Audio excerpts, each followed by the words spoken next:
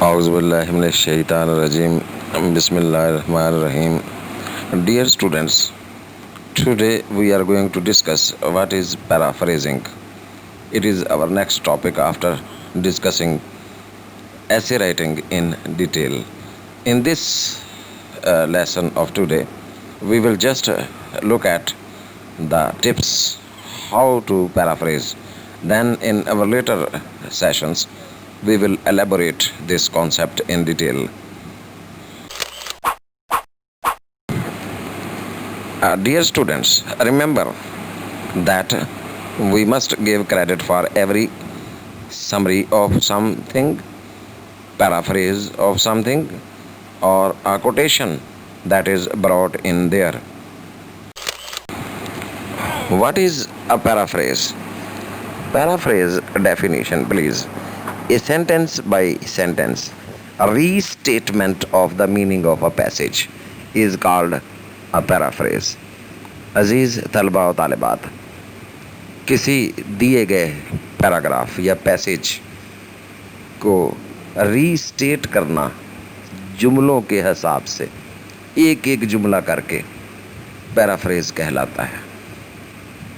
ख्यालात को तब्दील नहीं किया जा सकता. They can not be changed, they remain the same, but you restate them in your own words.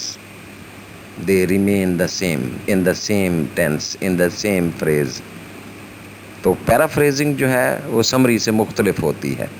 Summary में हम मखसूस जो अज्जा हैं उनको महदूद करके पेश करते हैं, जबकि पैराफ्रेज जो है वो मवाद वैसे का वैसे रहता है, दिया गया मटेरियल जिसे आप कहते हैं. The passage, the paragraph remains the same, but it is restated sentence by sentence. एक एक जुमला करके हम उसको रिकन्वे करते हैं या रीस्टेट करते हैं, रीफ्रेज करते हैं. इसीलिए जो हम इसको पैराफ्रेज कहते हैं कि it is rephrasing of a given paragraph. Dear students, what is the purpose of paraphrasing then? The purpose or the object of paraphrasing something or a paragraph is a restatement of the material, the same or different length as original. It should not be changed, written or with different words. The words are changed, their meanings are given, often reorganized. You may shuffle the sequence but not the thought content, faithful to the author's intended meaning. You cannot change the meaning of the author, reader friendly. The paraphrase should be an easy statement. बेटे, ये 4-5 मकासद होते हैं इसके paraphrasing के अंदर जो हमारे आगे बढ़ने में हमारी मदद करते हैं कि हम कैसे आप पैराफ्रेजिंग करेंगे. पहली चीज़, ये एक रीस्टेटमेंट या रीशफलिंग या रीफ्रेजिंग है. अब हम इसी बात पर अगर स्टिक कर जाएं कि रीस्टेटमेंट का मतलब है किसी के दिए गए बयान को उसी तरह से पेश कर देना, सिर्फ लफ्ज़ चेंज करने हैं. अब आगे इसकी जो है फिर टेक्निक्स हैं कि ये जो है ओरिजिनल लेंथ रहेगी वैसे की वैसे ही, उसमें हम कोई तब्दीली नहीं करेंगे. मसलन एक पैराग्राफ जो है अगर एक 100 अल्फाज पर मुश्तमिल है तो हमारी पैराफ्रेज जो है वो भी 100 अल्फाज पर मुश्तमिल होना चाहिए. इसी तरह जो मुश्किल अल्फाज हैं उनको हम ईजी अल्फाज में चेंज कर देंगे.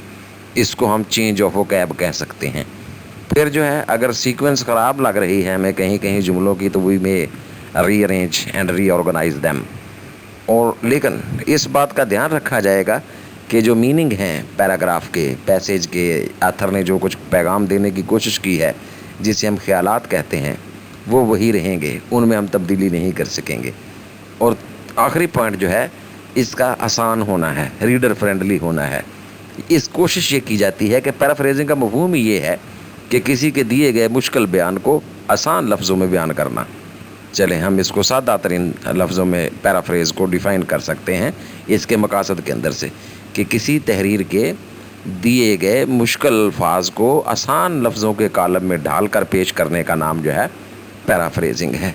इसीलिए हम कहते हैं कि it is an easy and friendly type of writing that occurs in shape of a rephrasing in paraphrasing.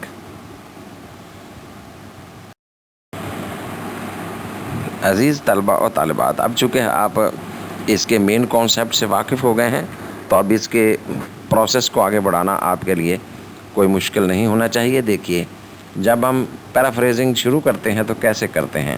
چند ایک سٹیپس ہیں جن پر نظر رکھی جاتی ہے. Number 1، identify a passage that contains important information in language true complicated اور true boring to کوٹ. کوئی ایسا پیراگراف ہوتا ہے جس کے اندر جو ہے وہ لینگویج بہت مشکل ہے، تو آپ کیا کرتے ہیں، پہلے تو اس کو آئیڈینٹیفائی کرتے ہیں. Very sorry dear students. تو مشکل جو پیراگراف ہوتا ہے اس کو آپ پیرافریز کرتے ہیں، ورنہ آسان پیراگراف کو ظاہر ہے ری فریز کرنے کی ضرورت نہیں ہوتی ہے نارمل پیراگراف کو. تو آپ آئیڈینٹیفائی کرنے سے مراد ہے کوئی مشکل پیراگراف لیں گے پہلے. Dear students, there is a very small example, a very brief example how to identify a difficult or a bit problematic paragraph or passage to be paraphrased. کیسے ایک مشکل پیراگراف کا انتخاب کر کے ہم اس کو سمپلیفائی کرتے ہیں. یہ ایک چھوٹی سی پہلے صرف ایک مثال کے طور پر ایک 2-3 جملوں کا ایک پیراگراف دیا گیا ہے.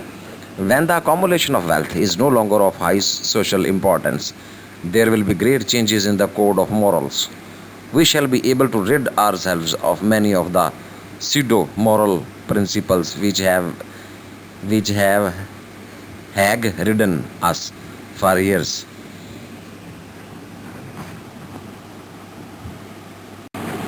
Dear students, then the second point is to read the passage carefully. In this step, it is step 2 you may say. Paraphrasing کے اندر پہلے بیٹے آپ نے ایک پیراگراف کا انتخاب کیا ہے جس کو آپ نے پیرافریز کرنا ہے. دوسرے، آپ اس کو بہت دھیان سے کیئرفلی جو ہے وہ پڑھیں گے.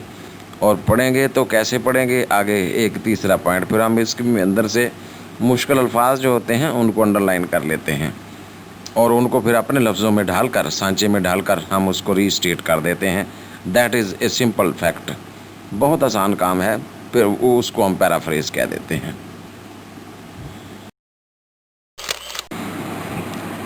Number 3, read for chunks of meaning. After going through the paragraph, a difficult one that is difficult to understand. تو بیٹے تیسرے نمبر پر آپ یہ کرتے ہیں کہ آپ ٹکڑوں کے حساب سے جو ہے وہ معنی تلاش کرتے ہیں، لفظوں کے بھی اور فریزز کے بھی. اسی لیے اس کو پیرافریزنگ کہا جاتا ہے. کیا فریزز کے جو ہے وہ معنی تلاش کیجئے. دیکھیے جیسے یہاں جو ہے when the accumulation of wealth is no longer of high importance, there will be great changes in the code of morals. تو بیٹے دیکھیں یہاں فریزز جو ہے نا، مثلا پہلی فریز ہے when the accumulation of wealth is no longer of high importance. تو اس کو ہم کیسے سمجھیں گے، جب ہمیں accumulation کا معنی آتا ہوگا ارتکاز دولت. no longer of high importance، جب ارتکاز دولت کو بہت زیادہ اہمیت حاصل نہیں ہوگی. there will be great changes in the code of morals. تو دنیا کے اخلاقیات بھی جو ہیں ان میں بھی جو ہے وہ تبدیلی آ جائے گی. کوڈ آف مورلس، تو مورالٹی کہیں گے اس کو اکٹھا کر کے. تو جب ہم ریفریز کریں گے تو کچھ یوں کر کے کہیں گے.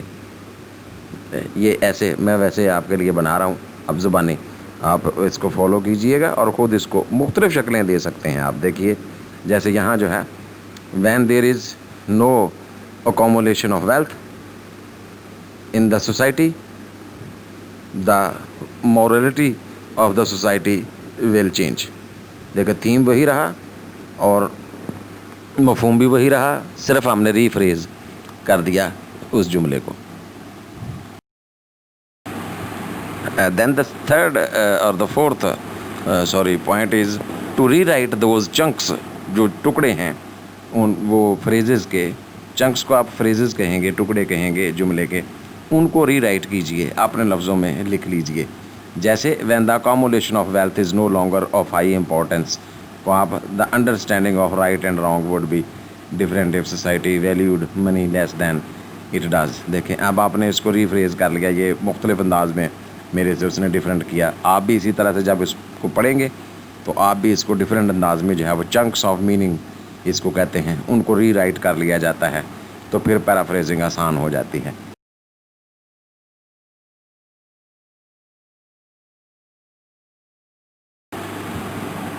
It is very difficult for us to translate all words at a time. تو بہتر یہ ہوتا ہے کہ ہم کوشش کریں کہ لفظوں کو لفظی ترجمے کی طرف نہ جائیں، بلکہ سینٹینس سٹرکچر پر دھیان دیں اور پورے مفہوم کو جو ہے، فریز کے مفہوم کو جو ہے وہ ہم جو ہے وہ اکٹھا ادا کرنے کی کوشش کریں. لیکن ابتدا میں ہمیں ظاہر ہے جب لفظ جو ہمارے لیے نئے ہوں تو ہمیں لفظوں کو پہچان کر ان کے معنی ڈھونڈ کر الگ الگ سے بھی پیرافریز بنا لینے میں کوئی حرج نہیں ہوتا ہے ابتدائی طور پر. لیکن کوشش یہ کریں کہ فریزز کے اعتبار سے، یعنی ٹکڑوں کے اعتبار سے آپ معنی ڈھونڈیں اور ان کو جو ہے وہ اپنے ری اسٹیٹ کریں، اپنے لحاظ سے بیان کریں. Then what should we do? Keep meaning in the same order as much as possible. لفظوں کے معنی جو ہیں، جملوں کے معنی جو ہیں، فریزز کے معنی جو ہیں اسی ترتیب سے رکھے جانے چاہیے جس ترتیب سے وہ پہلے موجود تھے. یعنی ایک جملہ پہلے ہے تو وہ پہلے رہے گا، دوسرا بعد میں ہے تو بعد میں رہے گا. جملوں کی سیکوینس مت چینج کیجئے ورنہ خیالات جو ہیں وہ گڑمڑ ہو جائیں گے اور اس گڑمڑ کے نتیجے میں جو آتھر کا جو مین آئیڈیا ہے وہ کلیئر نہیں ہو پائے گا اور آپ کی پیرافریزنگ جو ہے وہ رانگ ہو جائے گی. مطلب یہ ہوا کہ آپ کو ری اسٹیٹمنٹ کرتے ہوئے جملوں کی ترتیب کا لحاظ رکھنا ہے. جو جملہ پہلے آ رہا ہے وہ پہلے ہی ہوگا، جو دوسرے نمبر پر ہے وہ دوسرے نمبر پر ہوگا. دس از کالڈ دا سیکوینس.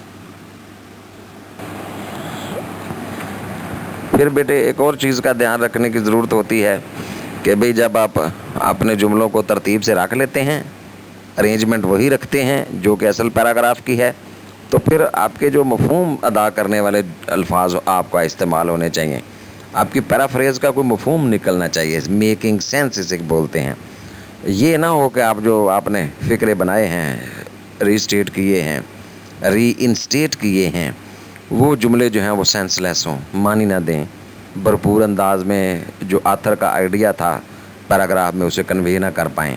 تو جملوں کو سادہ رکھیں، چھوٹا رکھیں، مختصر انداز میں پیش کریں اور سینسیبل سینٹینسز جو ہے وہ کریٹ کرنے کی کوشش کریں.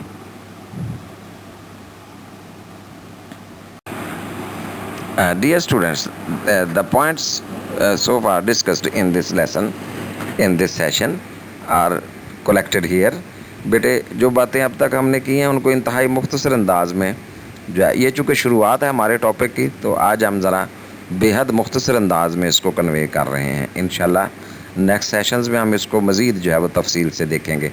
تو آج کی بات کی سمری ہم نے اب تک کیا سیکھا ہے؟ Select passage you want to use for paraphrasing. First is the selection of the paragraph. Then لیکن بیٹے یہ تو ہم نہیں کرتے ہیں. یہ سلیکشن آپ کو پتہ ہے ہمیں اگر پیرافریزنگ کرنی ہو تو یہ ممتحن کرتا ہے. ہم بطور طالب علم، بطور ریڈر، ہم خود جو ہے وہ نہیں کرتے ہیں بلکہ ہمیں وہ سلیکٹ کیا ہوا پیراگراف دے دیا جاتا ہے. یہاں تو ہم مجبور ہیں. ریڈ پیسج کیئرفلی، یہاں سے ہمارا کام شروع ہوتا ہے اصل میں، کہ ہم پھر اس کو دھیان سے پڑھتے ہیں. پھر پڑھنے کے دوران ہم جو ہے وہ مشکل الفاظ کو انڈرلائن کرتے جاتے ہیں. Read for meaning in chunks, اور جملوں کے اندر جو ہے جو جملوں کے بڑے ٹکڑے ہیں جن کو ہم فریزز کہتے ہیں، چنکس کہتے ہیں، پیسز کہتے ہیں، ان کے حساب سے معنی کو ڈھونڈنے کی کوشش کرتے ہیں. پھر ہم ان لفظوں کو اپنے لفظوں میں دھار لیتے ہیں، ری رائٹ کرتے ہیں، جملوں کو اپنے لفظوں میں تبدیل کر کے لکھتے ہیں. تو پھر یہ نہیں کرتے ہیں ہم کہ لفظی ترجمے کی طرف جائیں، ہم کوشش کرتے ہیں کہ اوور آل مفہوم ادا ہو جائے. Make sure the writing makes sense. تو جو رائٹنگ ہے اسے سینس بھی جو ہے وہ کنوے کرنا چاہیے. اور پھر یہ 7واں پوائنٹ ہمارے متعلق نہیں ہے، وہ ہم کریڈٹ نہیں دیتے ہیں. یہاں امتحان چونکہ ہوتا ہے تو بس ہم اس کو سینسیبل رائٹنگ جو ہے وہ بس بنا دیتے ہیں.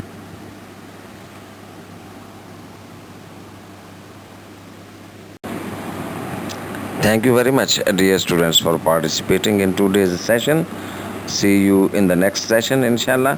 Till then, it is Allah Hafiz and goodbye from my side.